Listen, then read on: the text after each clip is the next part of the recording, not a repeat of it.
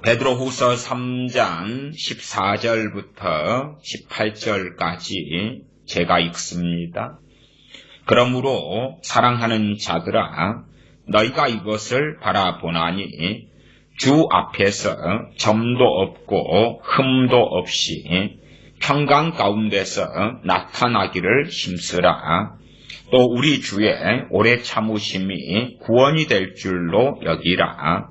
우리 사랑하는 형제 바울도 그 받은 지혜대로 너희에게 이같이 썼고, 또 그 모든 편지에도 이런 일에 관하여 말하였으되, 그 중에 알기 어려운 것이 더러 있으니 무식한 자들과 굳세지 못한 자들이 다른 성경과 같이 그것도 억지로 풀다가 스스로 멸망에 이르느니라. 그러므로 사랑하는 자들아, 너희가 이것을 미리 알았은즉 무법한 자들의 미혹에 이끌려 너희 굳셈돼서 떨어질까 삼가라. 오직 우리 주 곧 구주 예수 그리스도의 은혜와 저를 아는 지식에서 자라가라. 영광이 이제와 영원한 날까지 저에게 있을지어다. 아멘. 베드로후서 3장 14절부터 18절까지의 말씀을 읽었습니다. 그 중에서 핵심되는 말씀은 16절, 17절로 정합니다. 16절 다시 제가 읽으면 사도 바울의 편지에 대한 건데, 그 모든 편지에도 이런 일에 관하여 말하였으되 그 중에 알기 어려운 것이 더러 있으니 무식한 자들과 굳세지 못한 자들이 다른 성경과 같이 그것도 억지로 풀다가 스스로 멸망에 이르느니라. 성경 해석의 위험성이지요. 당연히 우리는 하나님의 말씀이 우리의 생명의 양식이고, 말씀을 통하여 우둔한 자가 지혜로워지고, 말씀을 통하여 정결케 되고, 말씀을 통하여 하나님의 말씀을 마음에 두었을 때에 죄를 이길 능력이 오는 것을 시편 119편 등의 말씀을 통하여 많이 듣고 압니다. 그럼에도 히브리서 말씀에는 너희가 마땅히 선생이 되어야 할 터인데 여전히 아직도 젖이나 먹고 단단한 것을 먹지 못할 자가 되었다 말씀하지요. 젖과 단단한 자. 고린도전서 2장 말씀에도 사도 바울이 고린도교회 교인들에게 너희가 젖밖에 먹을 수 없는 자들이다. 그래서 내가 젖으로 너희를 먹이고 밥으로 아니하였노니 밥은 감당하지 못할 것이다. 우리가 아이를 키워보았거나 아니면 어린 아이들을 보고 알기 때문에 아이가 요즘에는 분유를 많이 먹습니다만은 분유든 젖이든 그것을 먹을 때가 있고 이유식의 과정을 통하여 밥으로 이제 바뀌는 것을 압니다. 고린도교회 교인들이 성령 은사들이 어느 교회들보다 풍성하였습니다. 제가 성령 은사들을 항상 말씀드릴 때에 여러 가지 주의를 말씀드려 왔습니다. 성령 은사들을 받았다 하는 사람들 가운데 내가 투시하고 영안이 열렸기 때문에 나는 대단한 믿음의 분량에 이르렀다. 고린도 전서를 보면 그건 거짓말이다 하는 것을 압니다.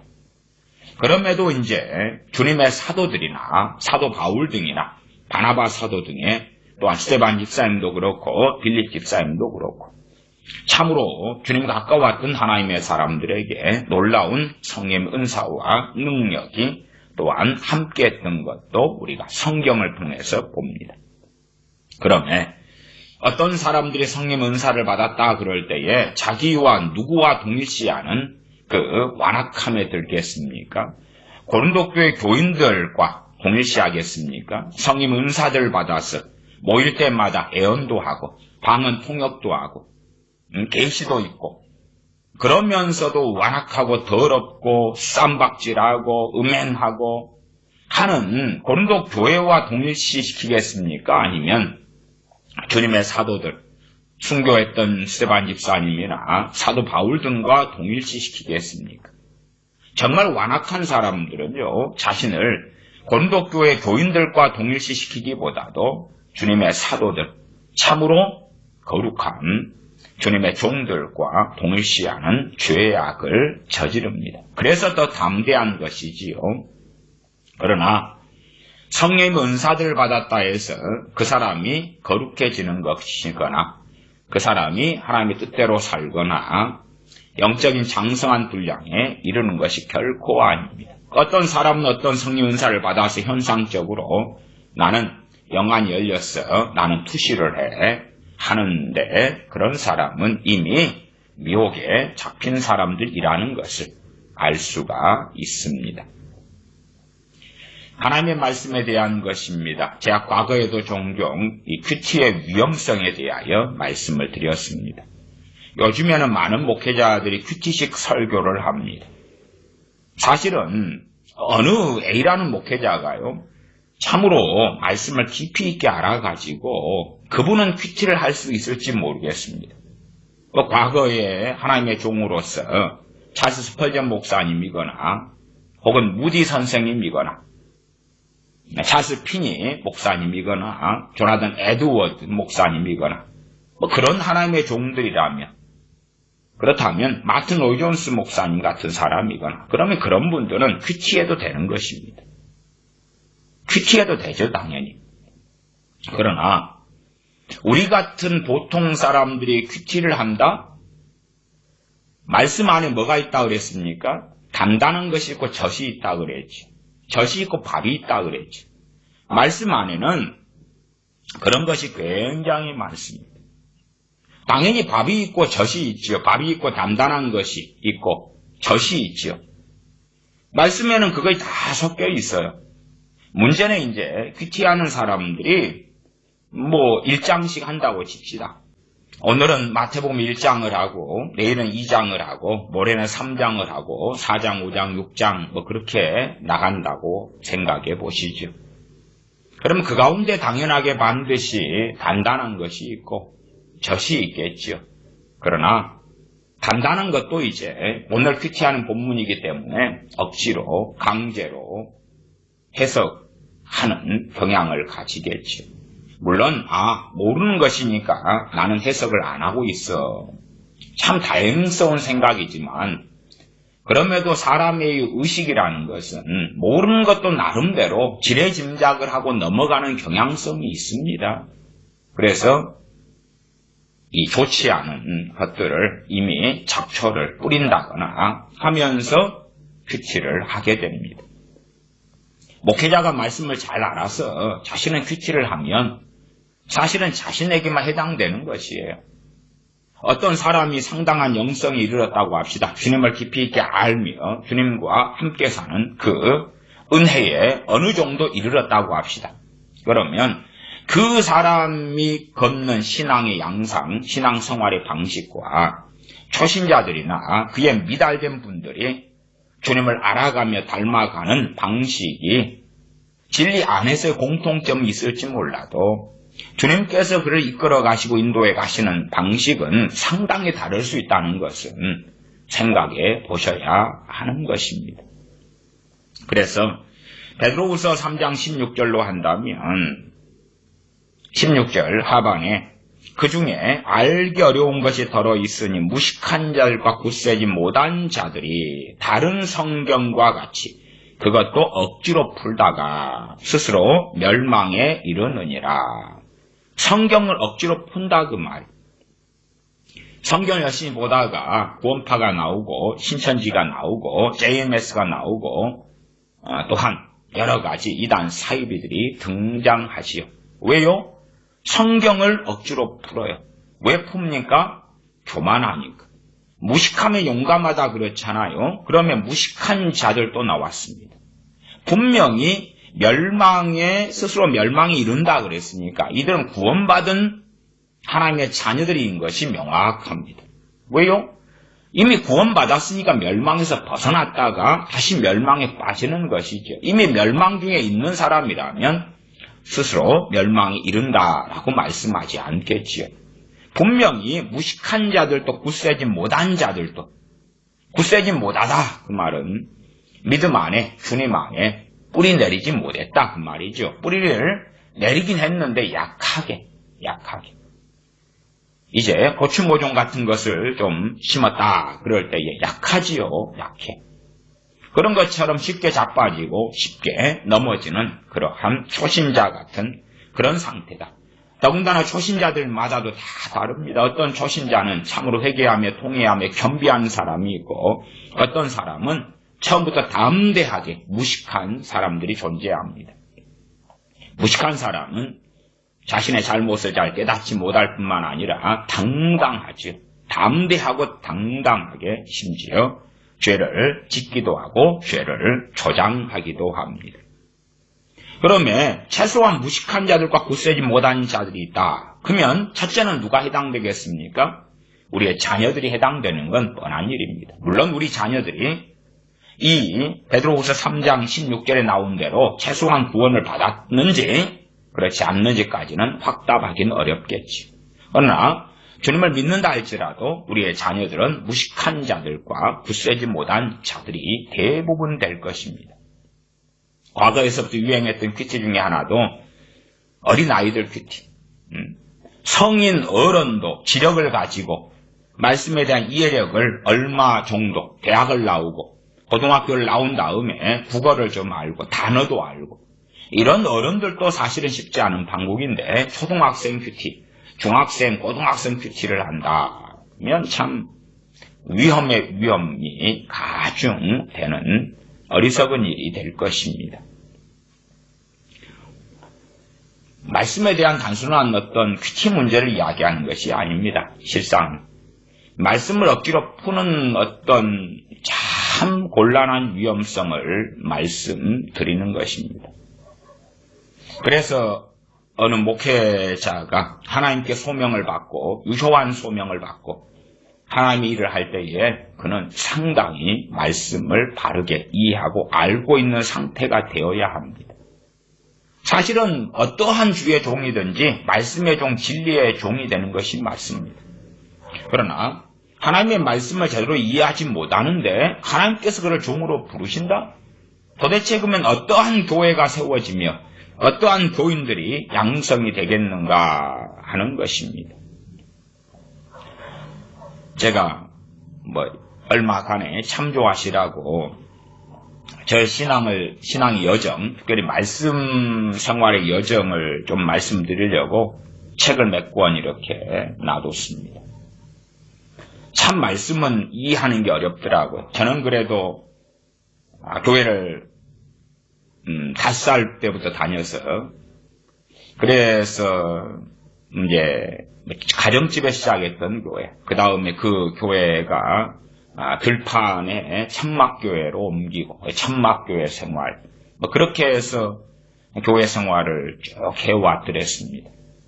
나중에 이제 선친 돌아가시고 어머니 주님 믿으시고 그래서 어머니 신앙생활 하시는 교회로 합쳐서 그 교회에서 시간을 보내다가 고등학교 2학년 때 주님을 영접하게 되었습니다. 물론 교회하고는 상관없이요. 그냥 학교 고2 수업시간 학교에 등교해서 쉬는 시간에 주님을 혼자 영접을 했습니다. 그리고 몇 달 뒤에 7월 31일 날 성령 세례와 성령 충만을 받고 그때에 방언 은사도 함께 받았습니다. 그리고 참 기도와 말씀에 열심을 품는 그러한 은혜들이 주어졌습니다.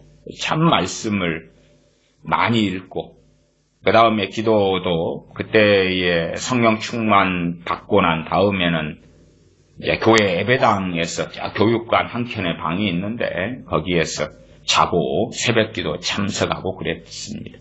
과거에는 새벽기도가 4시 반이었었어요. 그러다가 이제 5시로 옮기고 그러한 때에 4시 반 혹은 5시 그렇게 새벽기도 생활을 고2 때 학교 갔다 오면 늦은 시간 한 밤 11시, 12시에 예배당에 가서 교육관에서 잠을 자고 새벽기도 참여하고 그렇게 살아왔더랬습니다. 대학생 때도 마찬가지고 대학교 근처에 있는 교회에서 새벽기도 생활을 계속했고 군대에서도 그렇습니다. 현역 군생활을 할 때도 이제 전투부대 중심에 있을 때 1년은 몰라도 그 다음 군종병으로 있었기 때문에 새벽기도 생활은 꾸준히 하는 것이 형편상 가능해졌습니다. 어쨌든 그렇게 살아오면서도 참 어려운 것은 하나님의 말씀에 대한 것이었어요. 말씀을 이해하는 것이 참 어렵더라. 저는 대학생이 된 다음에 그 다음에 이제 선교단체에서 상당히 좀 있었습니다. 그리고 거기에서 직책상 간부도 지내고 그렇게 했더랬습니다. 한국 대학생 선교회에서 있었는데 물론 교회 생활도 함께 하는 거죠. 두 개를 같이 병행했는데 청년부에서는 제가 청년 회장이었고 그렇게 함께 병행을 했었습니다. 그리고 CCC 한국 대학 선교회에서도 이제 이렇게 순장 또 연순장 이렇게 직책을 맡아서 했더랬습니다. 하나님의 말씀에 대해서는 참 성령 충만을 받은 다음에 큰 은혜가 주어졌는데 지난번 말씀에 대한 설교를 했던 것처럼 말씀이 참 꿀송이보다 달다 하는 것을 누리고 살아왔습니다.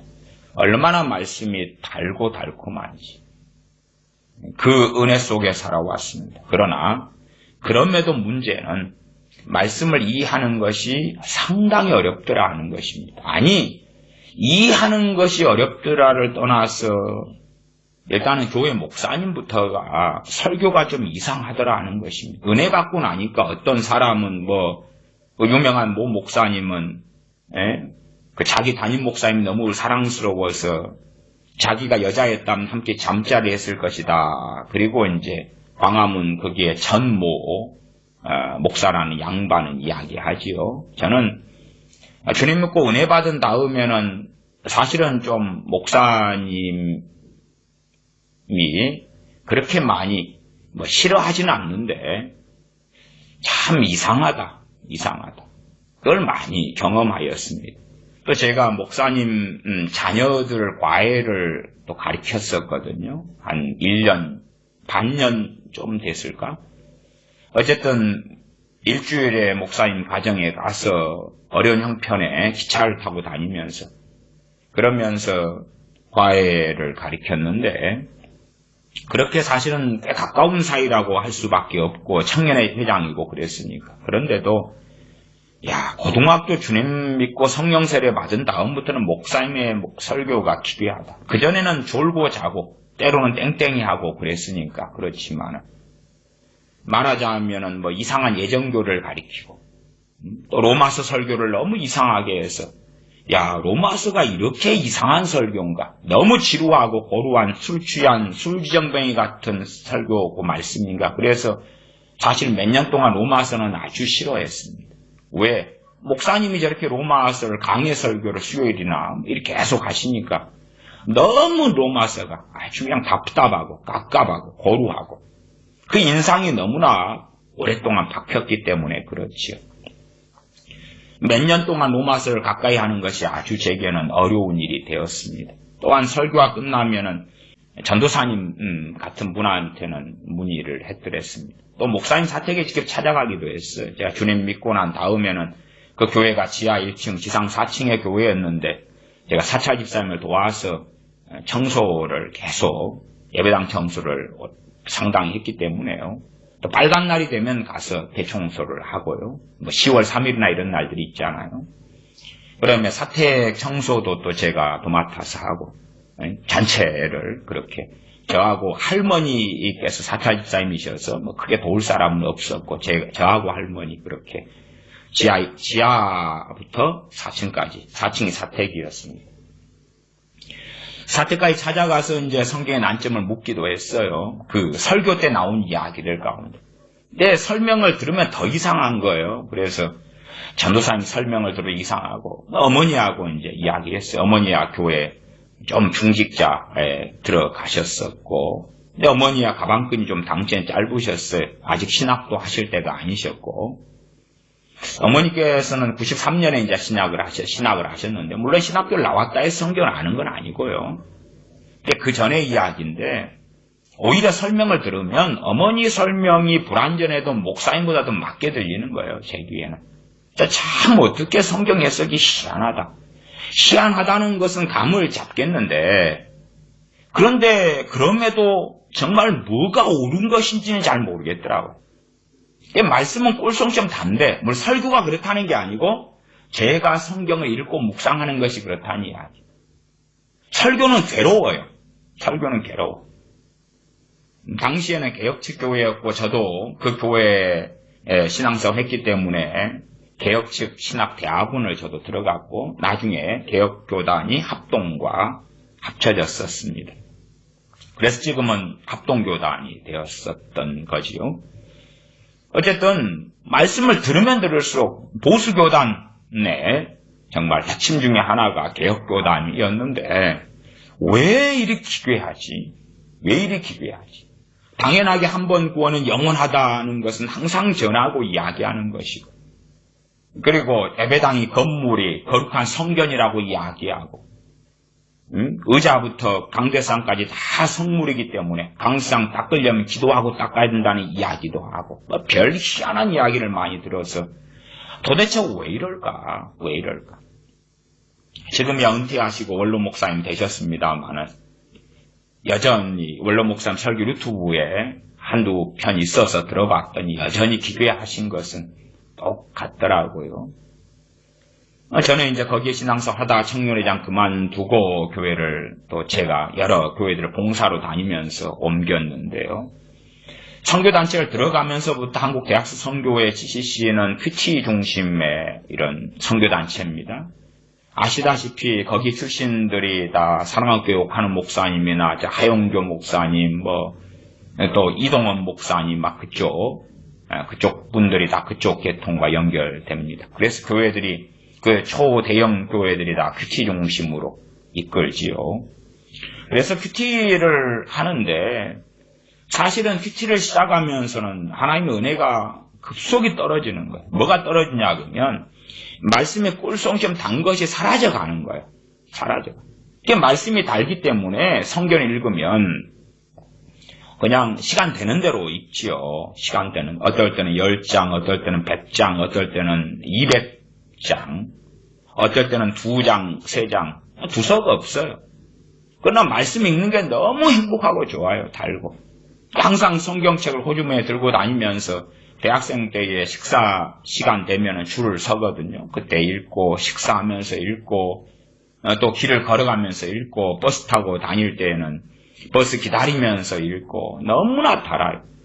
큐티에 좀 빠지고 제가 큐티 인도자가 되고 아침 일찍 큐티를 아침 일찍 한 다음에 이제 선교단체로서는 아침에 쉐어링이라고 큐티한 사람들이 모여서 큐티 나눔 시간을 가집니다. 또 제가 일찍 나가거나 또 제가 어쨌든 순장이고 그럴 때는 또 책임을 지고 큐티를 이렇게 쉐어링 리더를 하고 그래요. 여러분 저보다 이제 고학년이 왔을 때나 그럴 때는 그 고학년이 리더하고 아니면 고학년도 자신이 없을 때는 그런 사람들이 이끄는 거 쉽지 않은 일이기 때문에 저한테 리더를 맡기면 또 제가 리더하고 근데 그 큐티를 하고 또한 큐티 쉐어링 리더를 하거나 그럴 때에 점점점 말씀의 은혜가 약해져 버린. 근데 당시에는 사실은 왜 그런지 몰랐어요. 큐티를 과거에 매일 성경으로 하고요. 나중에 저는 이제 매일 성경, 생명의 삶, 또 과거에 한 93년일 때 쉴만한 물가도 인기가 있고 쉴만한 물가 여러 종류로 했더랬습니다만은 주로 매일 성경이죠. 매일 성경이면은 3년 되면은 그 성경 66권이 전질이 다 돌아갑니다.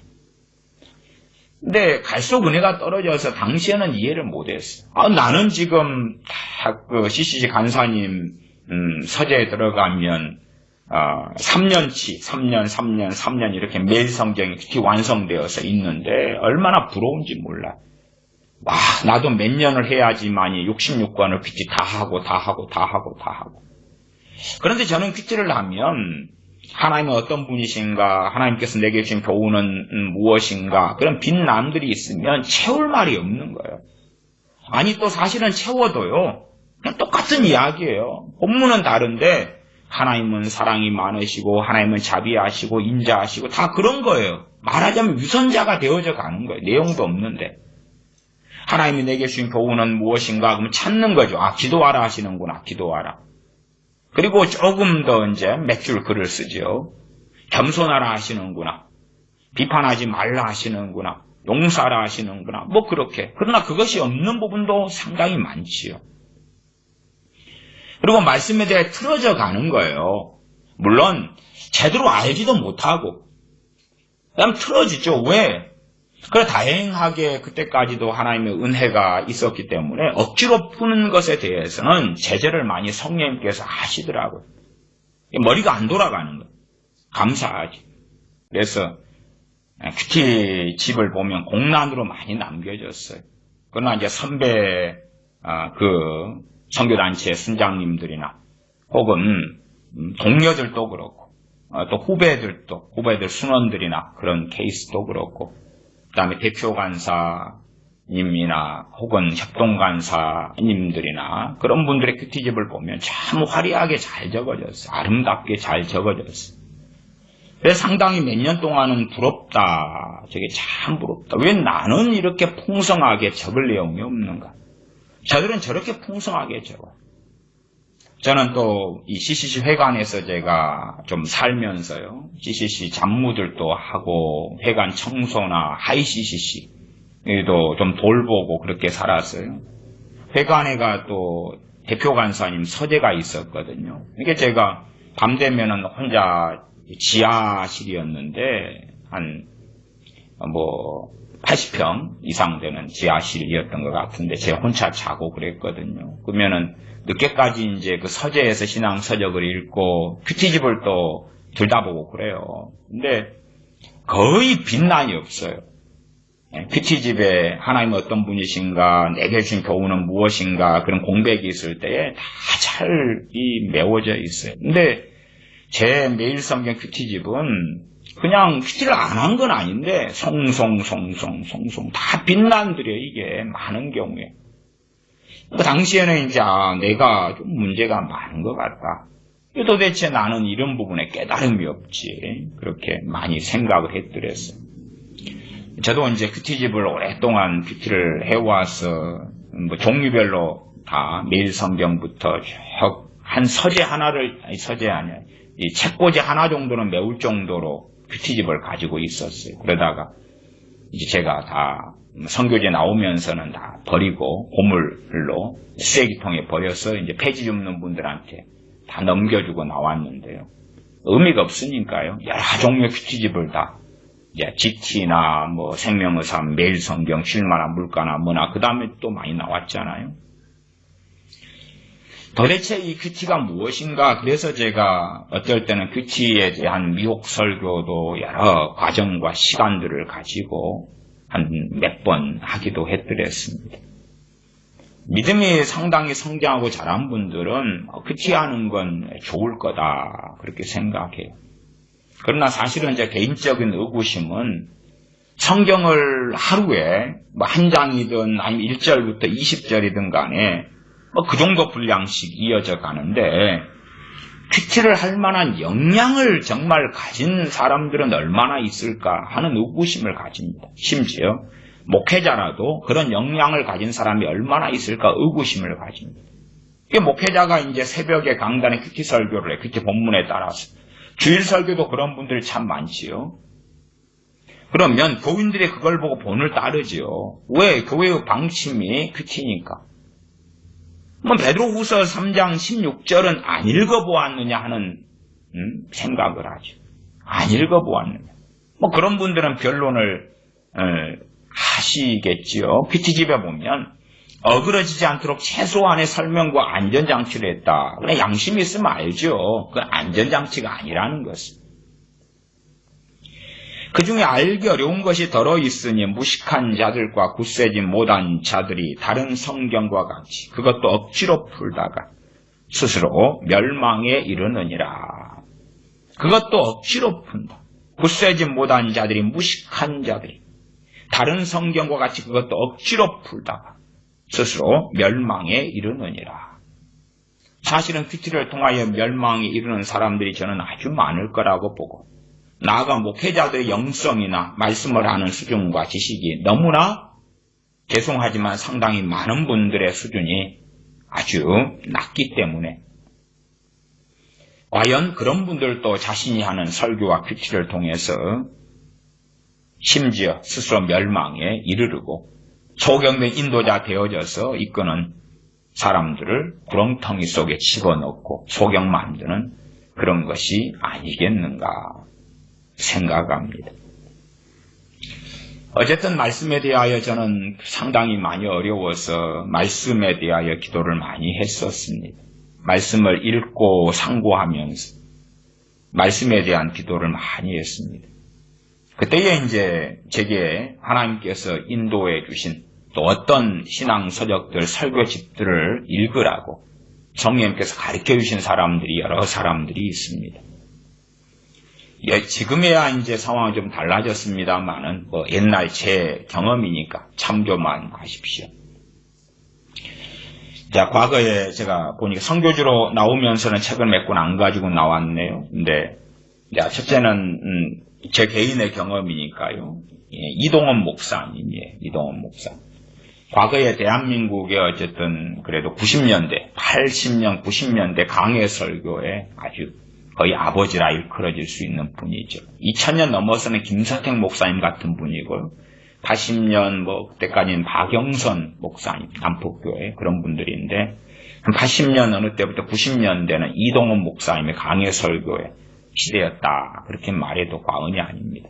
또 박선임 목사님 같은 분의 주제 설교 그러기도 하지요. 어쨌든 이동원 목사님의 설교 집을 읽도록 그렇게 성령님께서 저를 인도하셨습니다. 나중에야 이제 이동원 목사님이 과거하고 다르게 저쪽 왼쪽 편에 서시는 그러한 슬픈 일들을 보았습니다만은 현재가 그렇다 해서 과거를 저는 부정할 수는 없다 이렇게 말씀을 드려요. 설교집들을 보면서 성경과 함께 펼쳐놓으면서 강해 설교집들이지요. 그렇게 해서 참 말씀에 큰 은혜를 받았습니다. 이 강해 설교집하고 이 설교집 시리즈가 이렇게 시리즈인데요. 말씀이 이제 지금 입장에서는 좀 기본적인 것이구나 이런 생각을 했지만은 사실은 당시에도 목회자가 많고 교회가 많고 물이 많아도 마실 물은 당시에도 별로 없었습니다. 그래서 서두에 제가 다녔던 교회 목사님이나 아니면 나중에도 제가 봉사하고 섬기는 교회들 목회자들 이야기까지는 안 꺼냈습니다만은 다 이상한 그런 설교들로 가득했더랬습니다. 그냥 어느 목사님의 설교가 참 말씀 해석이 바르고 탁월하다면 거기에서 많은 해갈이 있었겠지요. 그렇지 않고 그래서 이제 기도하는 중에 이동원 목사님의 설교집을 읽으라는 감동이 주셨어요. 당시에 이제 시리즈가 이렇게 시리즈였는데 이렇게 시리즈로 책들이 참 많이 나왔더랬습니다. 이렇게 기도하라 이렇게 리스트를 좀 읽어보면 이렇게 기도하라 주기도문 강해, 이렇게 살라 십계명 강해, 이렇게 행하라 산상수훈 강해, 이렇게 되어라 팔복 강해, 이렇게 찾으라 구도자를 위한 전도, 이렇게 믿으라 히브리서 11장 강의, 이렇게 성수가라 야고보서 강의, 이렇게 섬기라 이렇게 사랑하라 고린도전서 13장 강의, 이렇게 증거하라 요나서 빌레몬서 강의, 이렇게 사기라 요한일서 강의, 이렇게 분별하라 하나님의 뜻 분별 강의, 이렇게 삶을 살라 전도서, 이렇게 풍성하라 에베소서 이렇게 쭉 갑니다. 이렇게 고난을 이기라 베드로 전서, 제 옛날에 이렇게 고난을 이기라 베드로 전서 강해 같은 거 참 은혜를 많이 받았던 강해로 저는 기억합니다. 여기에는 없는데 고린도 전서 강해가 이건 안 나왔네요. 그 다음에 이제 발간되었나. 그런데 고린도 전서 강해를 성경과 함께 보면서 그때 이제 저는 고린도 전서에 상당히 깊이 이렇게 빠져들었고 제 하나의 부르심 중에 하나가 이 고린도 전서하고 상당히 관련성이 있다. 현시대 교회와 고린도 전서의 상관관계 굉장히 높고, 그래서 제가 많은 설교들 가운데서도 고린도 전서 인용을 그 중에서는 많이 하는 입장입니다. 근데 과거에 고린도 전서 강의를 가지고 이렇게 뭐라고 제목은 있었겠지요. 네, 이동 목사님의 설교, 이 강의 설교집과 성경을 같이 펼쳐놓고 밑줄 그어가면서 때로는 기록해가면서 그렇게 했더랬습니다. 이렇게 삶을 보라. 그럼 전도서 강의 설교인데 이게 몇 년도냐 그러면 나중에 변해버린 이동훈 목사님에 대한 이야기는 아니에요. 나중에 달라져버린. 발람 선지자가 술사로 바뀌었기 때문에 발람 선지자로 살아왔을 때의 삶을 부정하는 건 곤란하죠. 이렇게 삶을 보라 설교가 1987년에 발행된 것입니다. 87년에. 그다음 제가 가진 책은 88년에 나온 2판이에요. 88년에 나온 책인데요. 이렇게 사랑하라 고린도전서 13장인데 지금 보면 이제 다 동의하진 않아요. 부족한 점이 참 제 기준으로 많지만은 당시에는 정말로 A급이었어요. 당시에는. 요것은 좀 몇 년에 이게 나왔나. 이것은 84년에 출판된 책이고요. 제가 구입한 것은 91년 15판째입니다. 참 영향을 많이 끼쳤죠. 이게 84년에 나와서 15세가 지금 91년에 되었으니까 한 세당 말하자면 한 3,000권만 찍어도 얼마나 많이 됐겠어. 5,000권 찍으면 더 많지요. 이렇게 시리즈로 성경을 보면서 이제 그 목마름을 상당히 많이 해소하고 해결했습니다. 그래도 이제 성경 강해가 66권 전체가 된 게 아니기 때문에 또 이 정도면 아웃라인으로 기본적인 문맥을 가지고 기본해서 그 다음에 군더더기 쓸데없는 것은 거의 없었거든요. 그러니까 기본적인 물론 양이 이렇게 좀 적죠. 전도서 같은 경우도 성경이 적긴 하지만 그래도 이것도 200페이지가 넘는 책이 되니까 물론 설교들을 가지고 엮은 것입니다만 또 두꺼운 건 두껍고 얍실한 건 얍실하고 하지만 상당히 당시에는 이제 저도 좀 가난한 입장에서 이런 책이 당시 샀을 때가 2088년 이럴 때 2,800원이거든요. 이게 제 대학교 다닐 때 밥이 300원, 400원, 500원 올라갔거든요. 이게 400원 이럴 때가 이게 2,800원이어서 이거 하나 사려고 한 끼 안 먹는 걸 줄여가면서 이렇게 사고 그랬더랬습니다. 어쨌든 그래서 말씀만 그냥 달콤하게 읽다가 큐티하면서 그 은혜가 많이 떨어져 가다가 그다가 다시 이제 큐티를 버렸어요. 저는 이제 과감히 포기하고 버리고 그 다음에 이제 첫째는 이동훈 목사님의 이 설교집을 읽고 강의 설교집을 읽고 성경을 함께 보고 그리고 몇 년의 시간을 보내고 그러나 이제 책이 많지는 않으니까 중간에 이제 이동훈 목사님 책을 읽다 보면 이분의 이제 설교 스승이 누구냐 하면 워런 위어스비예요. 그래서 제가 2권만 놔뒀는데 워런 위어스비 강의 설교집을 또 다 구했어요. 한 권 한 권씩. 근데 어쨌든 제 경험으로는 이제 이동훈 목사님보다는 지금 현재 이동훈 목사님은 제가 반대해요. 그러나 역사성이 있다는 건 기억하시고 저 양반이 저쪽 왼쪽에 계신 이동훈 목사님에 대한 선전을 하는 걸 그렇게 생각을 하지 마시고 이분의 책들이 대부분 80년대였어요. 성경 쭉만 할 때. 저는 사실은 김준욱 목사님 같은 경우도 90년 초까지는 굉장히 신뢰하고 설교를 많이 들었어요. 그러나 90년 초 한 중반부터는 많이 유감스럽게 이상하게 되셨구나. 그래서 지난번에도 어떤 유명한 목사님의 기도에 대한 설교할 때 그 설교의 주인공은 김준욱 목사님입니다. 아주 이상한 기도에 대한 가르침을 하고 있는 것을 제가 설교를 적어서 읽어가면서 성경적으로 무엇이 잘못됐는지를 제가 몇 달 전 이상에 설명했던 일이 있습니다. 그래서 이 워런 위어스비로 갔는데 이제 요건 양이 많지 않으니까 몇십 권밖에 안 되니까 워런 위어스비도 이것은 정신 차리고 살라, 분별하면서 살라 이런 식으로 이제 나왔어요. 이 책 정신 차리고 살라는 베드로 후서하고 요한 2서, 3서, 유다서 강해 설교. 이 책을 85년에 나와가지고 이 책도 이제 나침판에서 나온 거. 이게 지금 제가 또 말씀드리는 것은 원저자가 영어로 책을 썼을 때가 아니고 한글로 번역된 연도 기준이에요. 85년에 나침판에서 나와가지고 5판에 제가 샀을 때가 이제 92년인데 5판은 91년도 책을 92년에 제가 샀던 걸로 91년에 샀던 것 같아요. 91년. 어쨌든 92년에 군대에 있었을 때니까. 그래서 정신 차리고 살라.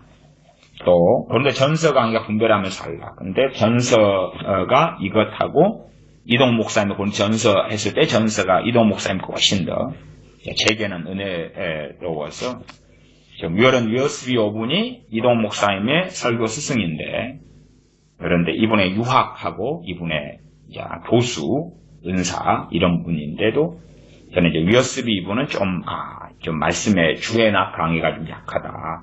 그래서 요것도 저는 많이 읽어드렸습니다. 그 다음에 이제, 조영규 목사님 책으로 인도하심이 있었어요. 제가 전에도 조영규 목사님의 삼박자 축복이 얼마나 좀 문제 있는 성경 해석과 신학인가 그런 것도 설명했습니다만은, 그러나 1900 최소한 80년대와 그 이전의 조영규 목사님의 사역을 저는 부인하지는 않습니다. 지금도 유튜브에 보시면 1983년 조영규 목사 설교 시리즈가 있고 84년 있고 85년 있고 쫙 자료들이 많이 있어요. 당시의 설교들을 들어보면 성령 충만해서요. 성령의 역사하심으로 설교하는 그것을 지금도 다 들을 수가 있어요. 못해도 한 90년 중반 이때까지는 그래도 성령님의 충만한 역사하심을 가지고 있었던 것까지 저는 확인합니다. 그리고 이제 한 90년 한 후반, 중후반 어느 때, 그 다음에 점점점 이제 쇠락해 가시는 조영규 목사님을 보지요. 그 쇠락해 가면서 은혜를 잃어버리면서 그렇지 않아도 이제 기복주의적인 신앙 요소는 존재했는데 80년대 설교들 들으면 별로 없어요, 그게. 기복주의적인 요소로 설교하는 것은 어쩌다 좀 할 때 되면 성령님의 충만하심 때문에 설교를 그쪽에서 다시 돌려버려요, 이렇게. 하나님의 나라로 돌려버려요. 세상 나라가 아니라. 참 성령의 역사하심 놀랍다. 그리고 그때 이제 성경이 설교되고 가르쳐진 것은 상당히 탁월합니다. 물론 저는 유튜브 등에 있는 과거 80년대 조영규 목사님 설교들을 같은 경우는 2000년대가 훨씬 넘어서 저는 왔어요. 왜냐하면 당시에는 그 자료들을 구할 수가 없었어요. 그래서 90년대 초로 가면 성령님께서 조영규 목사님의 책들을 읽고 공부하라는 그러한 인도하심이 있고 그러한 주님의 감동을 받았어요. 그래서 조영규 목사님 책은 당시에는 이제 서울서적, 그 다음에 요즘에 서울 말씀사로 이름이 바뀌었던가요? 또 그전에는 서울서적 책들로 이제 리스트를 쭉 보면서 하나씩 구입해가지고 읽고 그러다 보니까 이제 이런 조영규 목사님 장모 되시는 최자실 목사님 책도 이렇게 구해보고. 근데 최자실 목사님 책들은 설교집들은 좀 간증이 많아가지고 제게는 좀 안 맞더라고요. 금식 기도의 열매, 응답받는 기도의 비결 이런 책도. 다 설교집인데요. 이건 군대에 있을 때 사가지고 보았던 거네요.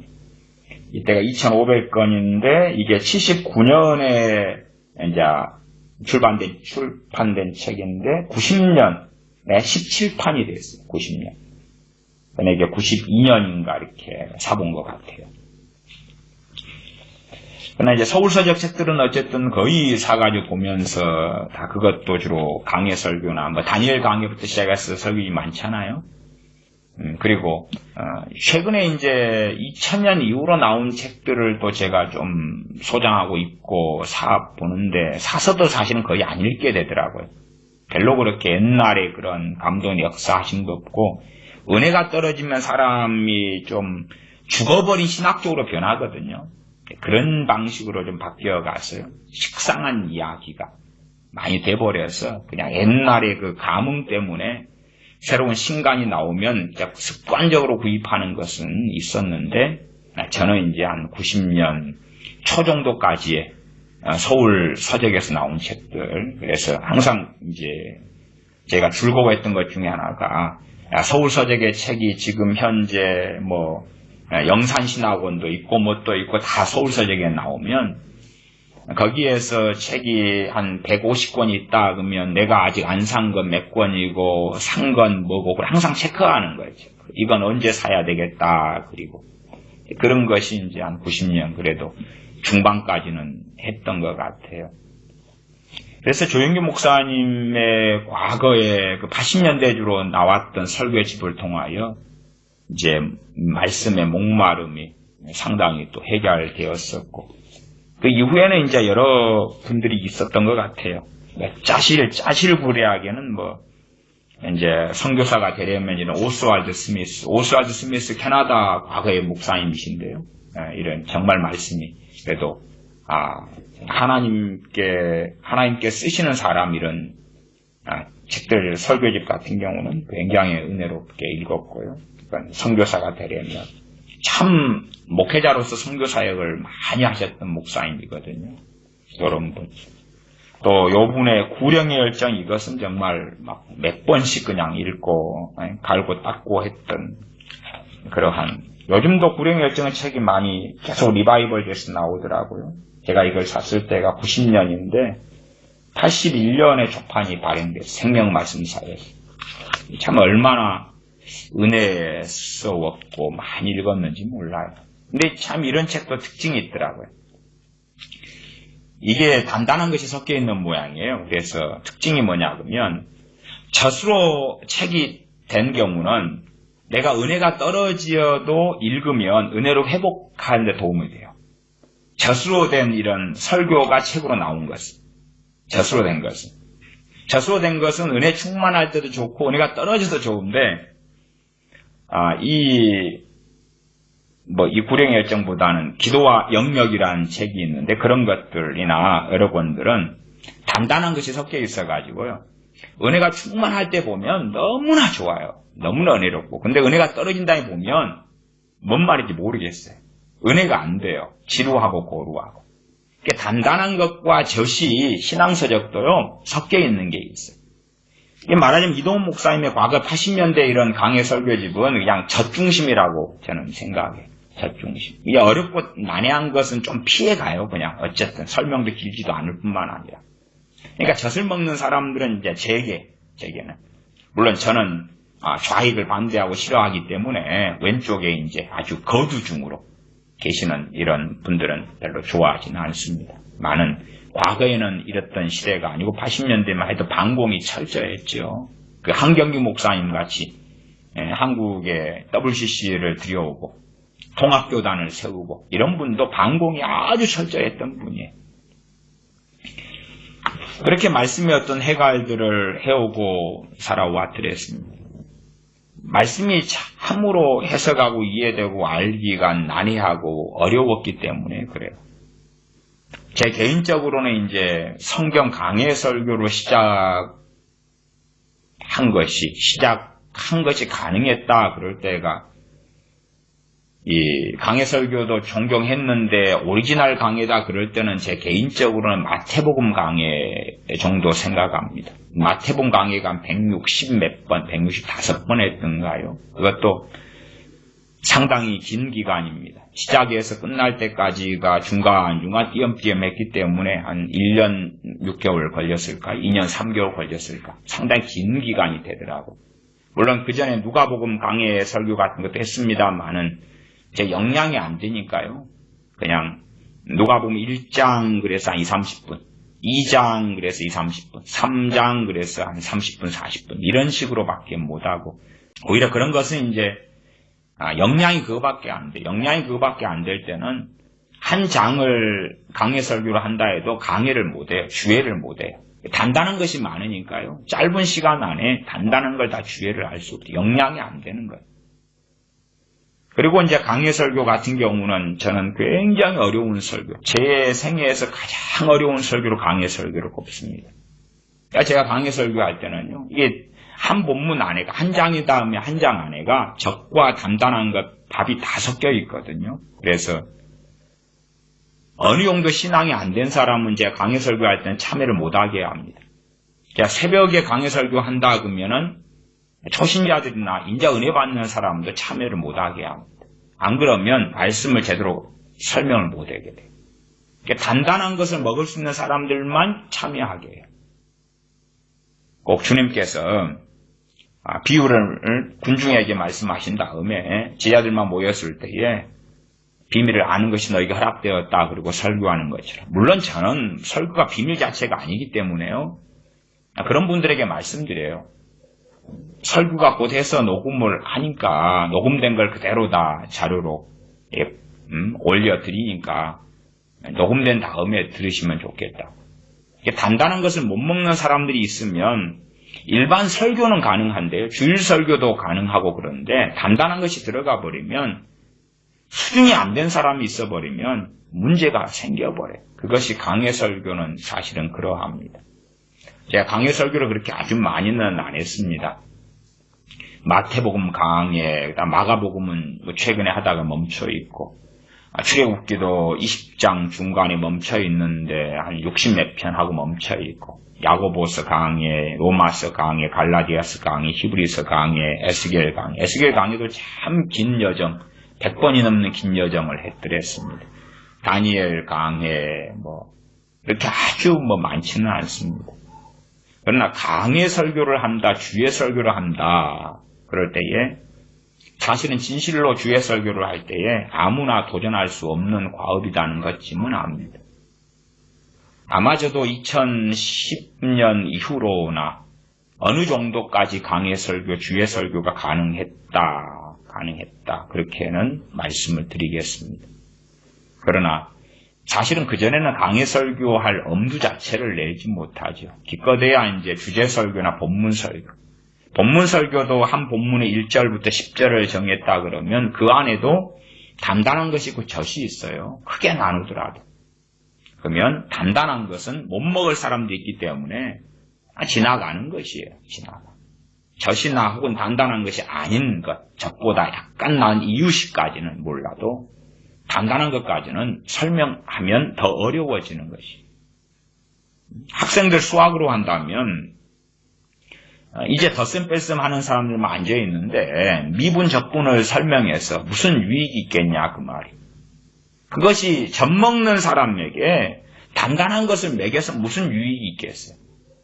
단단한 것 가운데 하나 견과류라고 합시다. 견과류가 얼마나 건강에 좋습니까? 호두나 이런 거, 땅콩, 아몬드 그런 것. 근데 그 땅콩, 아몬드 같은 견과류, 호두 같은 견과류가 참 좋죠 몸에. 그러나 이빨도 나지 않는 젖먹이 갓난아이에게 호두나 아몬드를 먹이면 어찌 됩니까? 아몬드가 아마 꿀꺽 삼키다가 목에 걸려서 큰일이 날 수도 있는 거예요. 어리석은 사람들은 야 어려운 말씀 가르쳐봐 다 알아먹어. 그런 사람들도 초등학교, 중학교, 고등학교 나왔을 것입니다. 이제 덧셈 뺄셈 배우고 있는데 방정식 가르치고 삼각함수 가르치고 대학교 공업 수학 가르치면 설명해봐. 내가 이해할 수 있으니까. 이해 못합니다. 더 복잡해지고 더 시험에 들어요. 대단한 비밀이 있기 때문에 그런 거 아니에요. 말씀이 어려운 건 어려운 거고 쉬운 건 쉬운 거예요. 그러나 사실은 말씀이 한 걸음 들어가면 상당히 어려운 게 많아요. 상당히 어려운 건 많아요. 제가 최근에도 용서에 대한 설교를 했습니다만은 용서에 대한 다양한 본문들이 있어요. 다양한 본문들. 형제가 죄를 범한 다음에 죄를 범하면 그를 경계해라. 경계하고 주의해라. 그 다음에 그가 와서 회개하거든 용서하라. 어떤 것을 회개하기 전에 해야 될 용서가 있고 어떤 것을 회개할 때 하는 용서가 있고 어떤 건 죄를 지었으면 가서 그에게 죄에 대하여 책망하고 말을 해야 되고 그가 회개하면 됐고 회개하지 않으면 두세 증인 데리고 가서 그 죄에 대하여 말하고 그래도 회개하지 아니하면 교회에 말해서 교회 전체가 그를 치리하고 징계하고 그래도 말 듣지 않으면 이방인처럼 여기라. 형제가 아니다 그 말이지. 용서에 대한 많은 말씀들이 있어요. 그래서 많은 말씀들로 가면 이제 단단한 것이 되기 쉽죠. 그러나 젖으로 할 때는 가장 기본적인 것만 가리키는 거예요. 한편으로 그래서 한 용서에 대한 한 본문이 있다. 이런 것이 7번이나 용서해라. 뭐 그때 좀 가르치면 젖을지 모르는데 다른 상반된 말씀을 만나면 그러면 단단한 걸로 얼마든지 변해요. 그러나 믿음의 성장에 가면 그것만 알면 안 되는 것을 알지. 어리석은 사람은 이제 믿었을 때에 나 이 말씀 은혜 받았어. 그리고 거기에만 매여 사는 사람들이 생겨나요. 그런 것은 상당한 어리석음이고 잘못된 일이 되어지지. 이제 말씀과 말씀이 함께 엮어야 돼요. 엮어야 돼. 말씀과 말씀이 서로 엮여가지고 이제 바로 잡아야 돼. 어린 아이 때에 뭘 오해 좀 하는 것은 넘어갈 수 있어요. 용납할 수 있어요. 자동차에 대하여 어린 아이기 때문에 엄마 이제 지나가는 저건 뭐예요? 그러면 저거 붕붕이다, 자동차다, 띠띠빵빵이다. 뭐 그 정도만 하죠.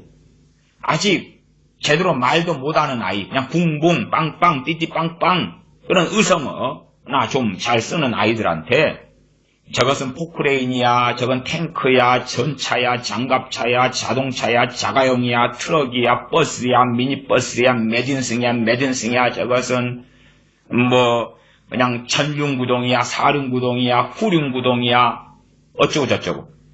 저건 바퀴에 뭘 달았네, 어쩌고 저쩌고. 그러면 아이가 알아먹어요? 오히려 자동차에 대한 기본도 못 배우기 쉬운 거예요.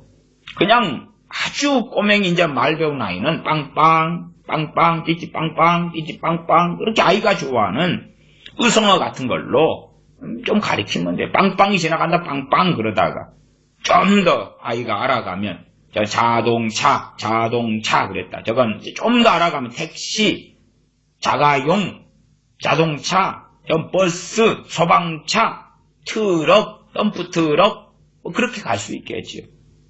그러나 그렇게 그 정도 가르친 다음에 자동차 안에 있는 엔진 설명하면 됩니까? 안 됩니까? 아직은 안 될 거예요. 엔진은 단단한 거거든.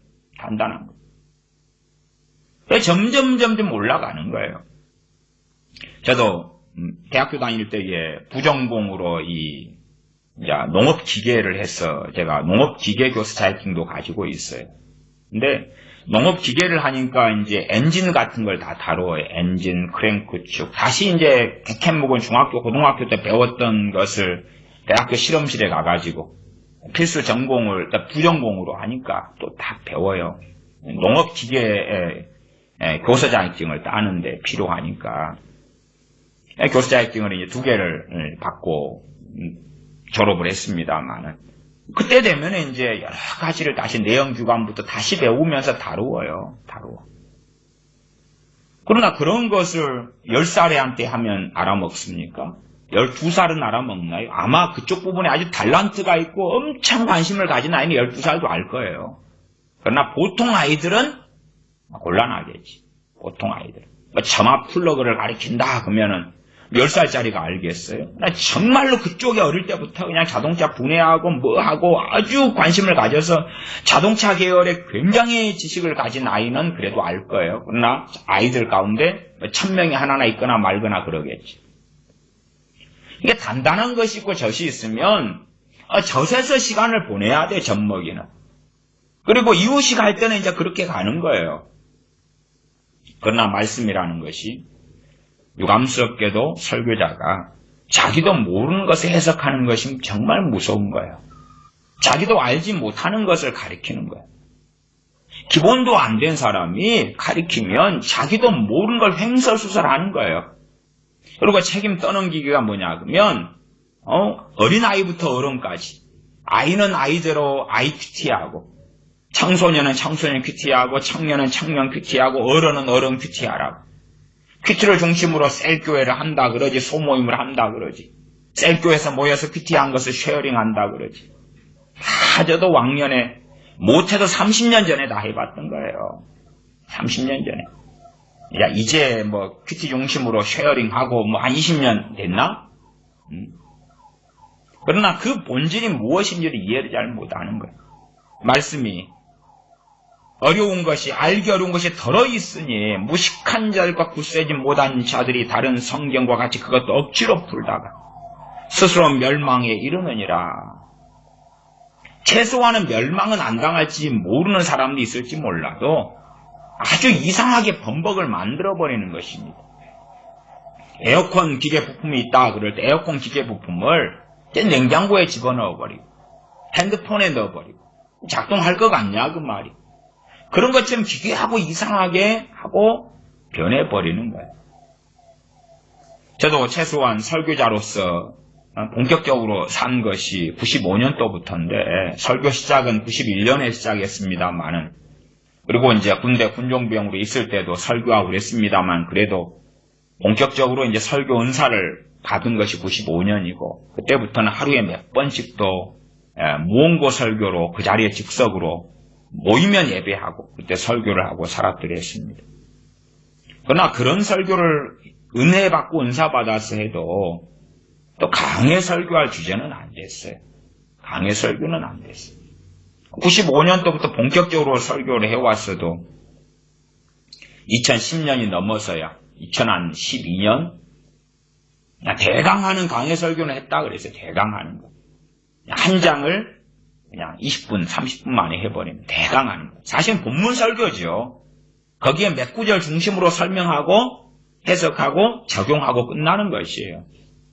전체 다 다루지 않고 제가 말씀드린 강해 설교는 주의 설교입니다. 한 절 한 절 다 다루어야 돼. 빼놓지 않고. 그러면 만회한 말씀이 많다는 걸 알아요.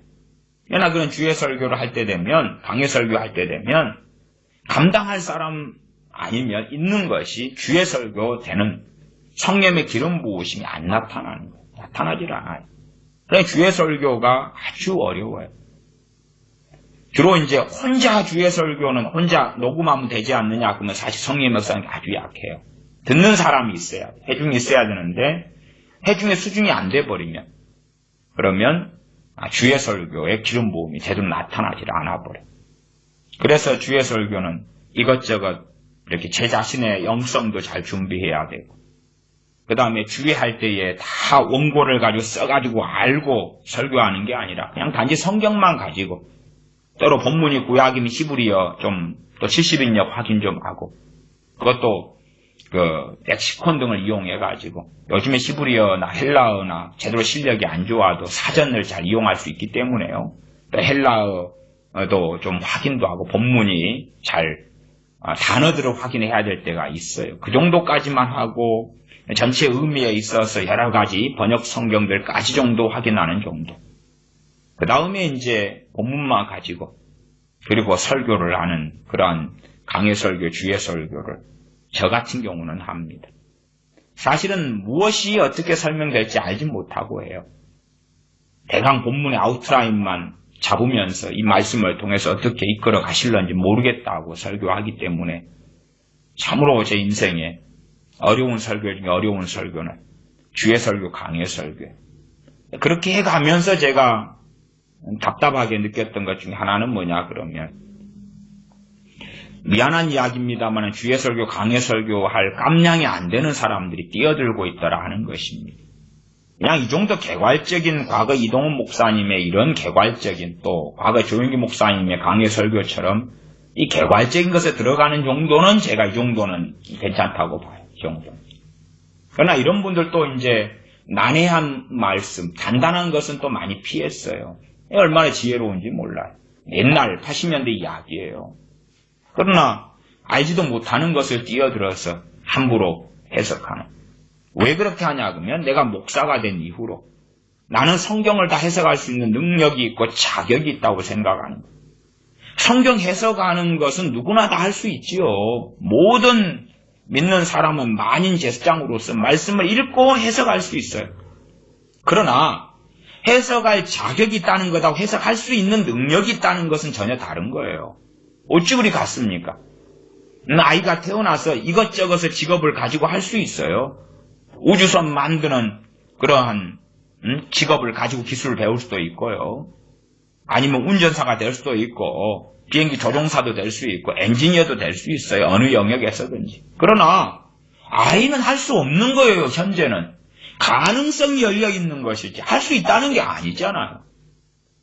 이 무식한 자들과 굳세지 못한 자들이 나는 크리스천이기 때문에 말씀을 다 해석할 수 있어. 또한 교만한 어떤 목회자들처럼 나는 신학교 나왔기 때문에 성경을 마음대로 해석하고 설명할 수 있는 그러한 권세도 있고 지혜도 있고 지각도 있어. 그렇게 될 때에 소경이며 소경의 인도자고 그리고 교인들로 하여금 구렁텅이 속에 집어넣어버리는 그런 어리석은 일을 행하게 되어집니다. 하나님 말씀을 깨닫고 알아간다는 것은 굉장히 어려운 일이에요. 그 가운데 이제 말씀의 은혜는 정말 특별하고 특별하지. 하나님 말씀을 알고 깨닫도록 말씀을 사모하고 기도하고 구하고 하는 것은 너무나 중요한 일이 됩니다. 말씀 안에 거해서 물론 저는 이제 신앙서적을 참만 읽다 보니까 이 삐딱선을 좀 탔어요. 어떤 삐딱선이냐 그러면 어느 때 되니까 주님께서 딱 인도하신 부분까지는 괜찮은데 이제 이 신앙서적도 가지를 치거든요. 이렇게 뭘 하다 보면 어떤 분야가 또 읽고 싶고 또 당시에는 이 책을 쓴 사람들에 대한 어떤 존경심이 원체 강해서 왜 신앙서적이라는 걸 누가 쓰겠어? 신학책을 누가 쓰겠어? 탁월한 사람이 쓰겠지. 그리고 이제 믿는 경향이 좀 강했어요. 책까지 썼는데 여기에서 문제가 있고 틀린 내용이 설마 많을까 하는 상상 자체도 못 해봤어요. 그래서 어느 때부터는 삐딱선이 뭐냐 그러면 말씀보다 책을 더 가까이 하게 된 거예요. 말씀보다 책을 더 가까이 했어요. 말씀보다 이 책을, 말씀보다 신앙서적을 더 가까이 했어요. 말씀을 보고 상고하는 시간은 최소한이 돼버리고 이제 신앙서적만 그득하게 또 상담을 많이 공부할 때니까 상담서적만 그득하게 쌓아놓고 공부하는 어리석음으로 들어갔어요. 다행히 하나님께서 어느 때에 결단하게 하셔서 책들을 다 내려놓게 하시더라고요. 심지어는 제게 그렇게 말씀하실 때도 있으셨어요. 책을 다 나누어 주어라. 나누어 주어라. 저에 대한 시험이셨지. 나누어 주어라. 참 따르고 순종하기 어렵더라고요. 그래도 책을 다 갖다가 이제 선교단체 서클룸에 쌓아놓고 원하시는 분 다 가져가십시오. 그리고 써놔서 사람들이 잘 또 다 밑줄 긋고 뭐 했으면 지저분한 책이죠. 다 메모하고 밑줄 긋고 지저분한 책을 또 잘들 가져가시더라고요. 동료들이나 선배나 후배나. 참 그런 과정 그리고 어느 때에 이제 그래도 또 정신은 다 못 차렸어요. 그 다음 몇 년 지난 다음에 책을 다 내려놓게 하시더라고요. 물론 제가 그 이후로도 책을 안 샀다는 건 아니고 그 이후로는 훨씬 더 많이 샀어요. 근데 내려놓았다는 것 그건 뭐냐 그러면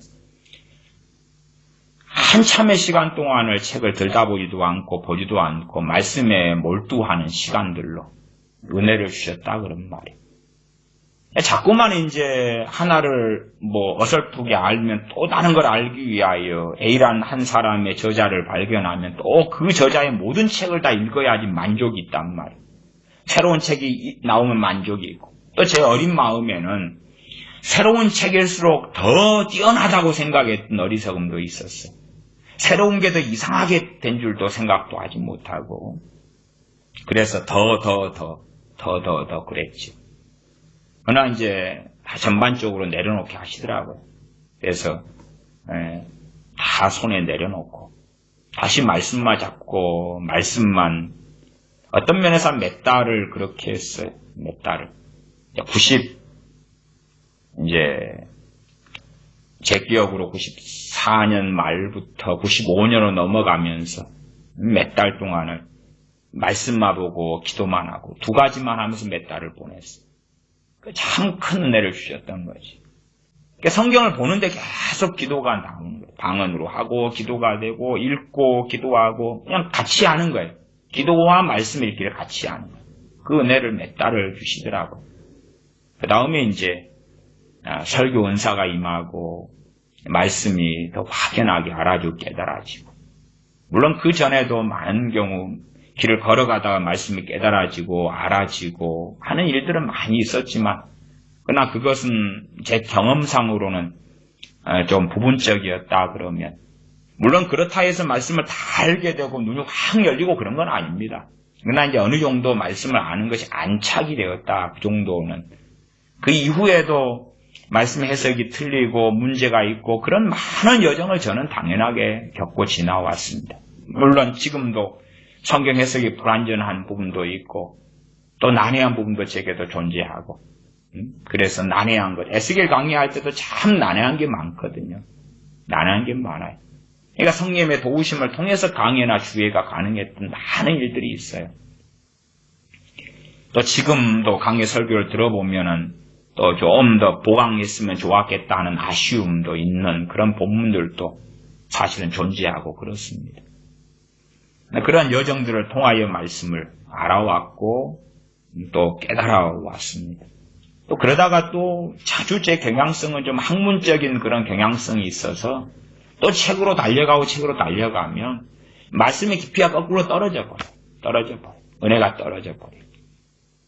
오히려 책을 잡을 때가 좀 더 편협해지고 좀 더 신학책을 잡거나 책을 잡을 때가 좀 문제가 생길 때들이 제 신앙 여정에는 있더라고요. 그래도 이제 제가 초기에는 참 무지했고 아무것도 몰랐을 때는 이런 분들, 책들 또 설교들을 듣고 읽도록 인도하시면서 방향을 잡아주신 은혜가 있어요. 조영기 목사님의 설교도 80년대 걸 들어보면 참 지금도 얼마나 은혜롭고 성령 충만한지. 그러나 나중에 그러한 교회나 목회를 통한 기복주의는 참으로 위험하고 위험한 길로 걸어가기도 했지요. 그러나 과거에 살펴볼 때 하나님께서 그를 통하여 한국교회를 참 많이 축복하셨다 하는 것은 저는 부인하실 수 없다 하는 것을 제 개인적인 경험으로 알고 압니다.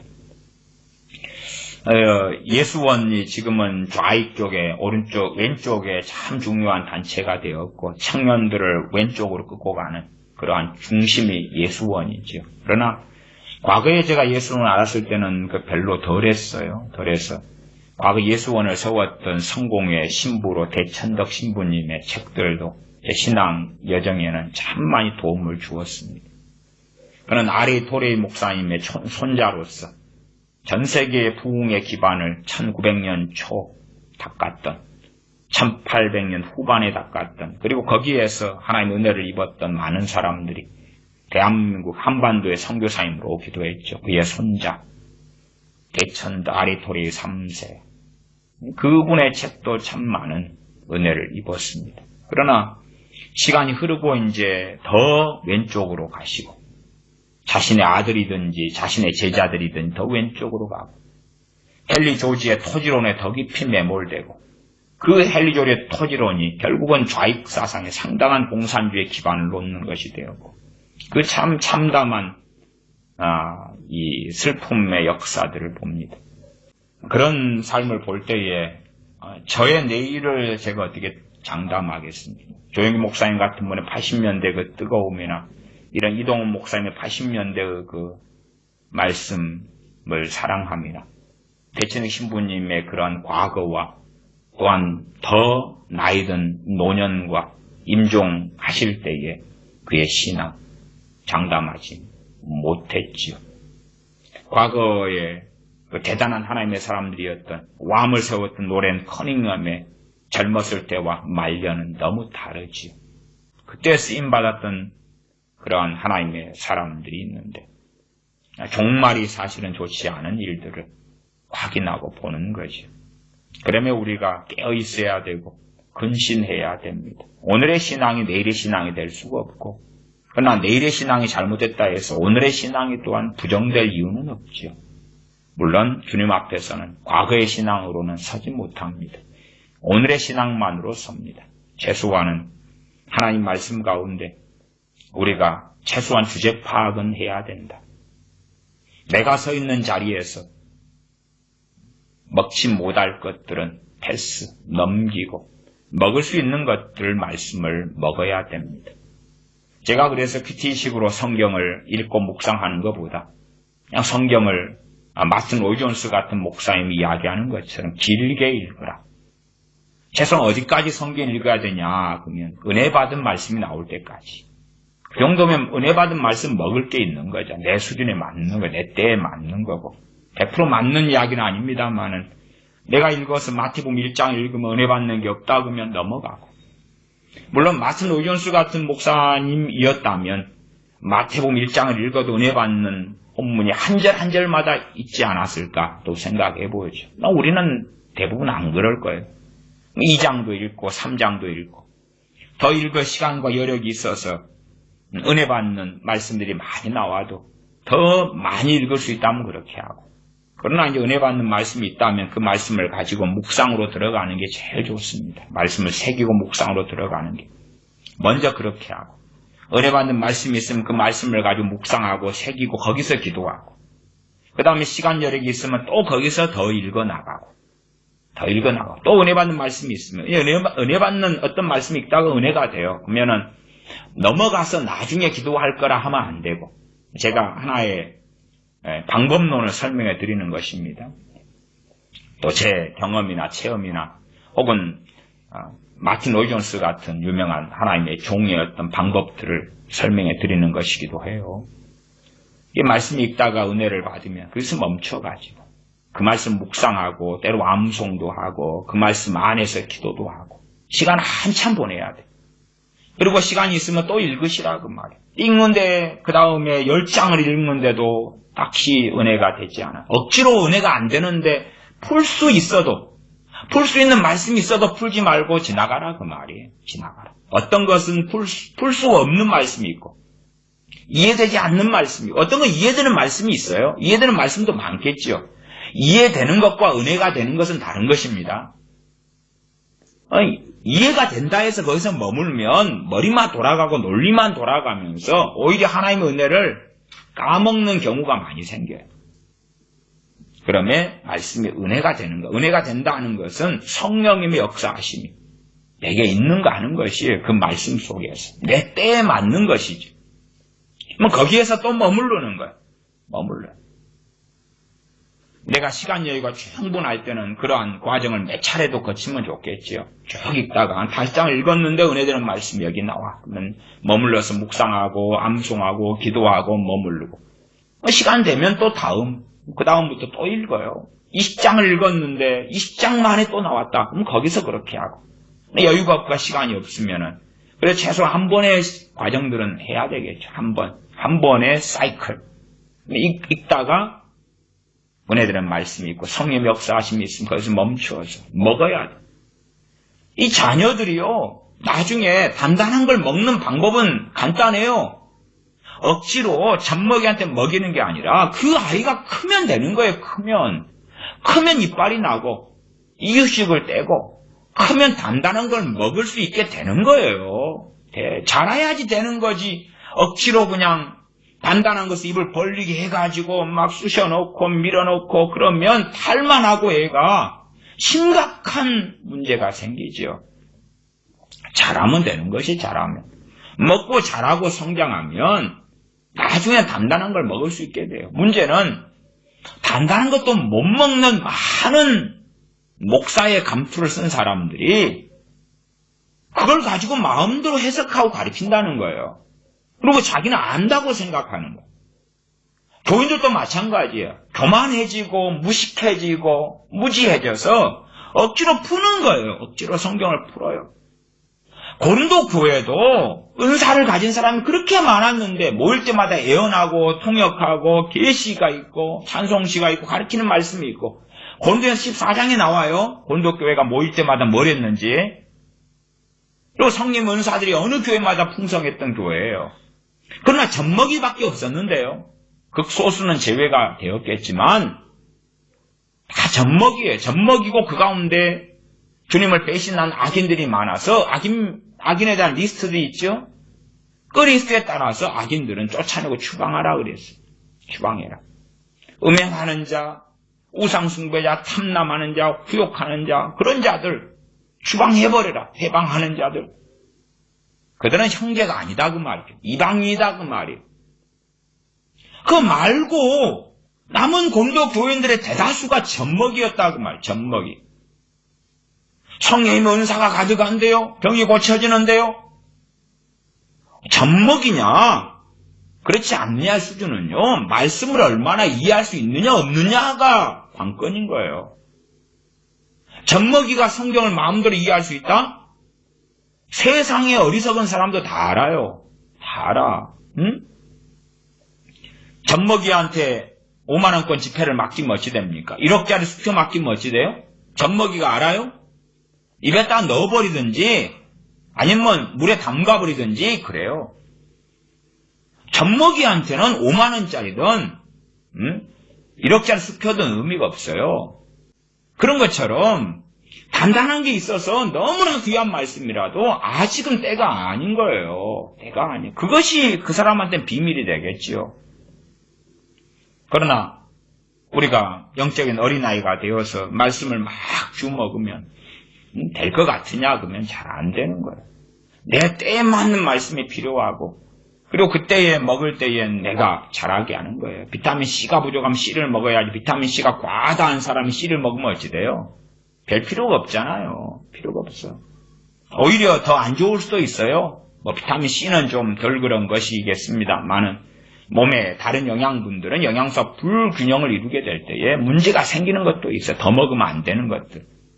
때로는 덜 먹으면 안 되는 것들.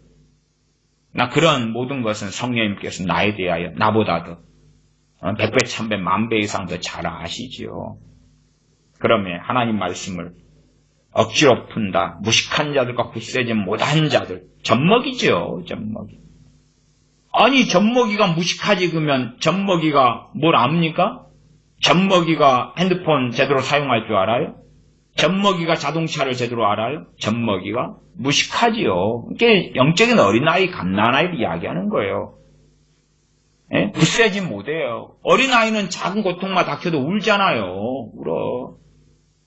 그런 것처럼 마음도 약해. 젖먹이 크리스천은 이런 상황이에요. 몸뚱아리는 어른이 됐는지 몰라도, 몸뚱아리는 신학교 나와서 목사가 됐는지 몰라도 실상은 그렇지 않아요. 말씀을 제대로 모르는 사람은 그가 거듭난 하나님의 자녀일지 몰라도 젖먹이에 불과한 것이에요. 말씀이 내가 최소화하는 지혜가 있는 사람이면 이 말씀이 어려운 말씀이 쉬운 말씀인지가 분간이 돼야 돼.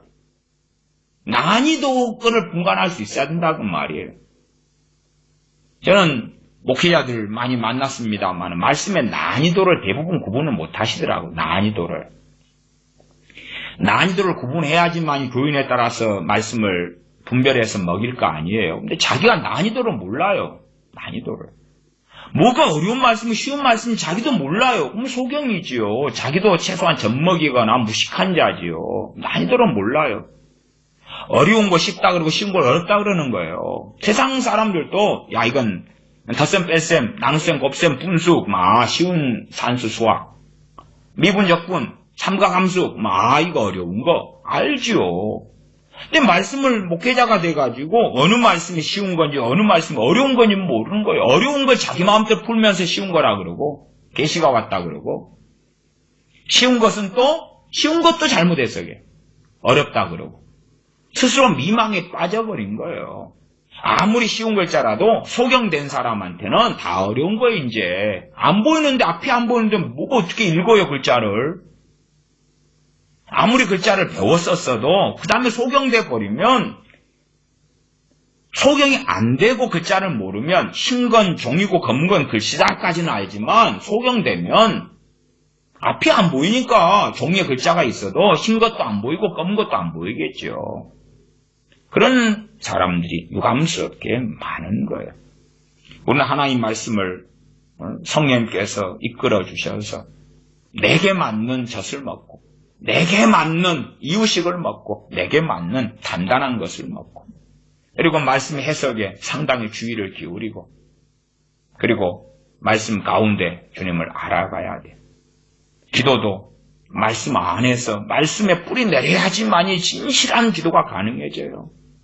말씀에 뿌리 내릴 때에 그것과 찬양이 함께 가고 진실한 또한 찬양 가운데서 진실한 기도가 가능해지는 것입니다. 점점 이제는 기도가 무엇인가 모르는 시대가 된 것입니다. 그 마음 안에 말씀이 없는 거고 말씀을 통하여 하나님을 경외함을 배우지 못한 사람들이 기도를 아무리 많이 해봐야 무슨 기도겠습니까? 자기의 영광을 위한 혹은 정욕적인 기도, 자신의 필요를 따른 기도일 뿐이에요. 주님 가르치신 기도 주기도문에서도 우리의 일용할 양식을 구합니다. 악에서 건져주시기를 구해요. 그러나 그 주님의 기도를 가르치시고 그것을 하는 사람의 기본과 대상은 누구겠습니까? 진리 안에 말씀 안에 뿔을 내리며 주님 사랑하는 사람들이에요. 그 기도의 단순한 내용에 있는 것이 아니다 그 말이에요. 똑같은 사람들, 여러 다양한 사람들이 똑같은 주기도문을 해도 누구는 응답받고 누구는 받지 못할 거예요. 어떤 사람들은 아름답고 대단하고 성경적인 기도문을 찾기도 해요. 그러나 1000명이 했을 때 똑같은 기도문, 고상하고 아름다운 기도문을 1000명이 기도한다 할지라도 거기에서 그 기도문에 따라 기도할 때에 진심을 담는다 해도 응답받는 사람은 소수일 거다 그 말이에요. 기도문의 문제가 아닌 거예요. 과거에 유명한 하나님의 사람들이 어떤 기도를 했고 어떤 기도문을 남겼다 그래서 한다고 응답되는 게 아니에요. 하나님 말씀 안에 내가 뿔을 내리고 말씀을 새기고 그 가운데 하나님을 경외하는 것을 배우고 내 안에 하나님에 대한 찬양이 있고 거기에서 기도가 흘러나와야 돼요. 처음에는 적게 흘러나온다 할지라도 아니 생수가 흘러나오고 터져야지 저 시궁창물이 똥물이 아무리 많으면 뭐 하겠냐 그 말이. 똥물 같은 기도가 아무리 시궁창물이 아무리 많이 흘러가면 썩은 냄새만 더 나지요. 더 내. 그냥 쩔쩔쩔쩔 그리고 조금 흘러나와도 먹을 수 있는 생수가 가치가 있는 거예요. 그리고 시간이 지나서 그 생수가 더 많이 흘러나오면 좋죠. 계곡의 골짜기에 가면은 어디에 목말라서 산행을 하다가 가면 계곡에 물이 쩔쩔쩔쩔 나오면 그거 받아서 달콤하게 먹잖아요. 그것이 더 중요하지. 기도하겠습니다.